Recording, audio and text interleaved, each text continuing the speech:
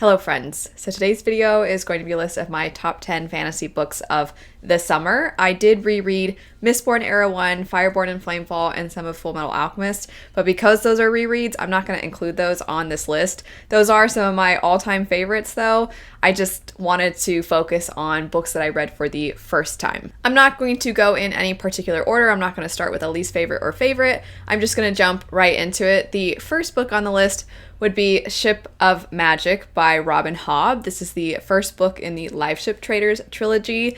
And funny enough, I actually also read Mad Ship, and a lot of my friends told me Mad Ship is even better, and I actually liked that one significantly less, but I loved Ship of Magic. And even though it's hard to not let a sequel that you didn't love as much affect your feelings toward the first one, I did still ultimately adore that first one. There was something about the character work, which Robin Hobb is masterful at, the way that it was crafted into the story, how so much of the world building came back to the characters, the culture, the economy, the magic, all of it, the way that it came back to the characters was, I think, why it stood out so much to me. And not a lot actually happens in the way of anything particularly fast-paced or action-packed. It's all about the little bits of conversation between characters and the way that you really dig into why characters are the way they are or why they behave toward other characters the way that they do. And that I eat up. So I absolutely adored those elements of the book. But on top of that, the world itself was just so interesting. Farseer is not nearly as loved by me as this particular book because I just think the way that Robin Hobb opened up the world gave us more perspectives. I find that I like that a lot more. I just really enjoyed Ship of Magic. I loved the introduction into this particular part of Realm of the Elderlings, and I am at the time still very excited but a little bit nervous to read the third book in this series. Very different after that, we have Master of Iron. This is the second book after Blade of Secrets, and it is the conclusion to this duology. The setup for the story is that we follow this young woman who has the ability to put something magical into the weapons that she creates. She's a blacksmith, and she has been commissioned to make something for a very important figure. And then she discovers that that person ultimately wants to use the weapon to do bad things, and she cannot let this weapon fall into this person's hands. So she and her sister go on the run, and they are accompanied by two other individuals. There is a hint of found family with these four, but I feel like because one of them is a family member, it almost feels like you can't quite call it found family. But the way that the four of them bond, the way that they annoy each other, and the way that they stick by each other throughout the story, I really liked. It's YA fantasy, and I think it does lean a little on the younger side. I don't know what it is about Trisha Levenseller's young adult books, but I just always find them so enjoyable. They always put me in a really good mood, and that was true of the sequel, Master of Iron. Another thing that I thought was dealt with really well is that the main character has anxiety, so much so that it really impacts her. She can't really see herself living life without her sister because her sister definitely tries to do a lot of things for her, and the way that they have become very almost dependent on one another is something that the character has to grapple with throughout the story, recognizing her sister deserves her own independence, but then also trying to battle that thing inside her that constantly makes her afraid or makes her nervous. And just the way that the anxiety was portrayed, I thought was really well done. I really liked how the other characters in the story responded to her anxiety. It wasn't this thing to be fixed necessarily. It was understood that this is a part of who she is. So Master of Iron definitely was a delightful, fun read, and I can't wait for whatever else Trisha Levenseller puts out. After that, I wasn't sure if I was going to put this book on the list, but I was like, I enjoyed that, and I would like more of the books in this world, and that would be Ruination. I wouldn't say this one is as much of a favorite as something like Ship of Magic. We follow a woman named Callista. She is involved in the military, but she is also related to a new and untested king named Viego. Viego definitely relies on her quite a bit for guidance and for emotional support. He also relies significantly on his wife Isolde. However, there are a lot of other advisors that would like to try and pull at him, get him to go in certain directions that they want. There's a lot of politicking and scheming going on, and Callista doesn't want any part of that, but she also wants to protect Viego because for her, he's family, and she wants to ensure that he is protected, but that the best outcome for their country, the best decisions that could be made for their country are made while simultaneously having to be a soldier. And one day something happens to Isolde, Viego's wife, and Callista is sent on what seems like an impossible quest to find these mythical islands and then find something mythical within these islands that could help save Isolde. And from there, you kind of discover more about whether this place is real or not, if maybe the thing that she's after, is it what it seems? Is the lore around it actually true? And it's really ultimately quite fun. It is a standalone. I think I could have had more of this story because I really enjoyed the characters and I liked the relationships. And I think there was so much that I'm like, oh, you could have made this a duology or maybe even a trilogy. But ultimately, I still enjoyed it as a standalone. And I'm really excited for more books in the League of Legends world. I know that there's so much potential there. There's so many different stories that you can tap into. After that, we have my absolute favorite book of the quarter, and that would be Fury Song. It's really unfair, though, because this is the third and final book in one of my favorite series of all time, which would be the Aurelian Cycle. Political fantasy, examining different forms of government, following the aftermath of a revolution, looking at how a new regime is trying to solidify their form of government. They're trying to secure power. They're trying to ensure that the old form of government doesn't come back in, start to seem enticing to people who are finding that the in-between phase of governments maybe has all of its own set of problems. Is this new form of government even better? There's just so much to dissect. There's a lot of nods also to the Greek classics. There's nods to Plato's Republic in this. It is YA fantasy, so it's very accessible. I think this is the kind of story that could have very easily gotten quite pretentious, but there's so much to dissect within the characters and the trauma surrounding them and everything they've had to endure. And I just also think that the accessibility of the story makes it so that it doesn't feel pretentious. You don't feel like you're talked down to. It doesn't feel like any of the themes you're being told how to think. And part of what's great is that because you get multiple perspectives and you get more with each installment, you start to see different sides of everything. And sometimes you really question, what side would I be on? And sometimes you're swayed because, of course, as readers, you're attached to certain characters. And you're like, well, but I get why they feel this way. But then when you sit back and think, you're like, but what about my principles? Maybe they're not exactly upholding what I think would be best. And so I just feel like there's so much to love about this series. Again, I can't say too much about the third one, but it had some of the most heartbreaking moments, not just for this trilogy, but of any fantasy story I've read. And if you've read it, you know there's a few different themes, but there's one in particular that is just devastating. Overall, though, it's an amazing series. I can't recommend it enough. I've already recommended it plenty, so we'll move on to the next one. Monsters, We Defy. This is one I picked up recently, and I have described it as a cozy heist. I don't know if that is even really a category, but it should be. And this book would be the perfect thing to point to if it is or if it ends up being a category. So we follow a young woman who, it's sort of a turn of the century. It takes place in America when we're seeing a lot of people start to have more rights, more say, more freedom. And our main character is somebody who is trying to learn how to fit within this new world. Her family members in the past were slaves, and so there's a lot of trying to balance how that impacts her life. And then on top of that, she has found herself involved with some beings that have the ability to grant people powers. However, with those powers come curses as well.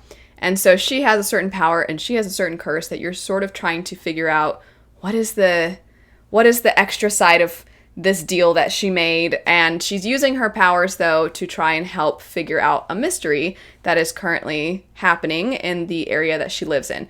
And alongside her, you find a bunch of other characters that come together to help her accomplish solving whatever is going on. The way that you get introduced to each of the new characters, you kind of get a mini backstory for each of them.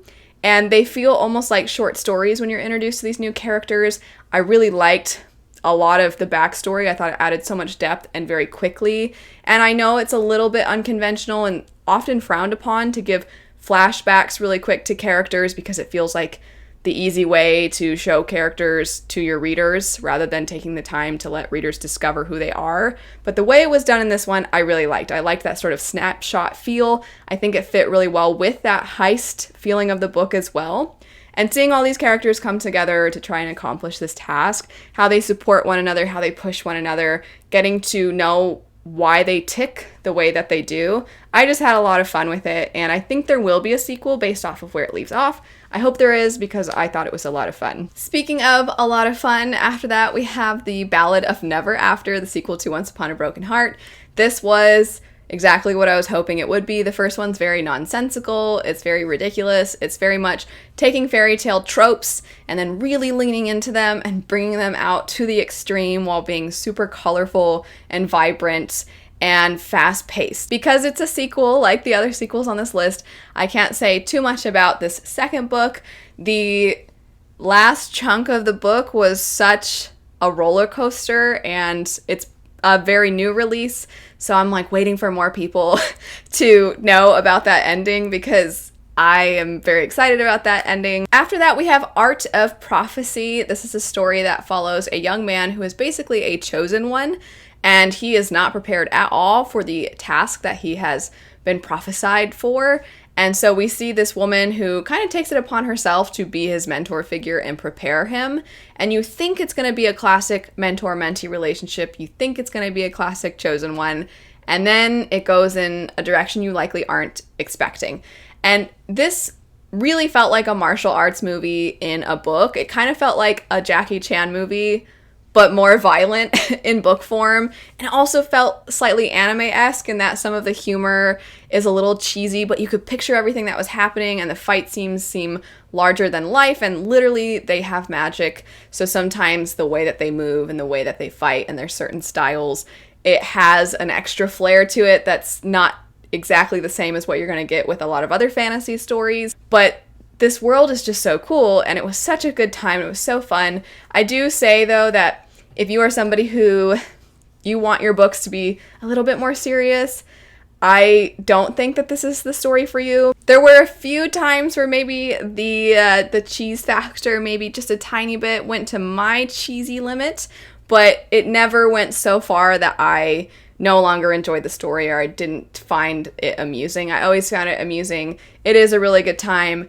And there's depth as well, and there's good character work, and like I said at the beginning of describing this, the subversion of tropes I thought was done really well. So different from Art of Prophecy, the next one would be the Very Secret Society of Irregular Witches. This one also I had a good time with, and it made me happy, but in completely different ways. This is a very sweet story that follows a young woman who is a witch in our world. It is not known that witches exist, and she has an opportunity to teach 3 young orphaned girls how to use their magic so that they don't accidentally reveal themselves to the rest of the world. And the current household that is caring for these young girls are all so sweet. They love these girls so much. They're the most charismatic, charming characters. They're all very distinct. One of these individuals happens to be this young, handsome, grumpy librarian who's very protective of the little girls, and as you might expect, our main character and him, there's some tension between them, and there's some sparks flying and things like that. So it was the cutest. If you need a story to make you feel better, to put you in a really good mood, if you need a cozy story for this season, this is the book to pick up. It was just adorable, and the 3 little girls are so cute. The next book on the list is one that was not adorable. It wasn't cute. It wasn't fun. It wasn't exactly what I was expecting, but I ended up really liking it. And that would be the Book of Gothel, or Book of Gothel, if I am maybe saying that correctly. It is German, so I'm probably still saying it wrong. We follow a young woman in medieval times, and we do see that she has some magic. A lot of people see her as this oddity. We are seeing religion and Christianity specifically become a much bigger part of society, of culture. So it's at a time when if you didn't really fit within the norms, then a lot of times your life was in danger. And so we have this young girl who life does not treat her well. She's had a lot of really bad things happen to her and her family, and she's essentially isolated at a young age. At some point, some of you might be thinking, I've heard about this book. Isn't this supposed to be an origin story for Gothel, as in the Rapunzel story? Where is that connection? And that is the part that maybe is going to lead some people going into this and not getting what they were hoping. If you're looking for something more along the lines of Malice, which is a Maleficent type of origin story, and it definitely feels very fairy tale-like, that is not what you're going to get with this. This definitely felt way more like historical fiction with some hints of magic. The magic definitely feels like it is tied to various different beliefs that are being stamped out because of the different religion that is coming into play. So it feels more realistic in a sense. It feels more tied to nature or tied to the characters.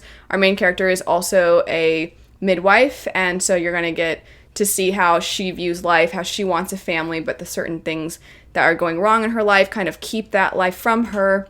So it is kind of dissecting a lot of that time period, how women were treated at that time. And it's not going to be, I think, what a lot of people were expecting, but I still really liked the story overall. I liked that historical fiction feel. I do also like historical fiction, though. And then last on the list, we have Belladonna. Because I read this one at the end of the quarter, I've already talked about it in quite a few videos. It follows a young woman who feels that she is cursed because every guardian of hers, every parental figure, ends up dying, and she is the one that's always left behind. She cannot die. She also has seen that death is personified, and she can communicate with death. She hates death because she feels like death is doing this to her. And we follow her as she is now being taken in by some other family members, but one of them has just recently died and another one is basically on their deathbed. And so she really wants to do everything she can, our main character Signet, to keep this other family member from dying. It is sort of a murder mystery type of setup. I describe this book as having a great aesthetic because it definitely has a gothic horror fantasy feel. It does leave off in a place where I believe there's going to be a sequel, and I will see what happens in the sequel. It definitely was hinted at throughout the story, and I'm curious what's going to happen in the next one. That's it for my top 10 fantasy books of the quarter. Let me know what some of your favorite books were that you've read. If you've read any of the ones I mentioned, what were your feelings about them? But anyway, thanks so much for watching. I hope you have a great rest of your day, and I'll see you all later. Bye.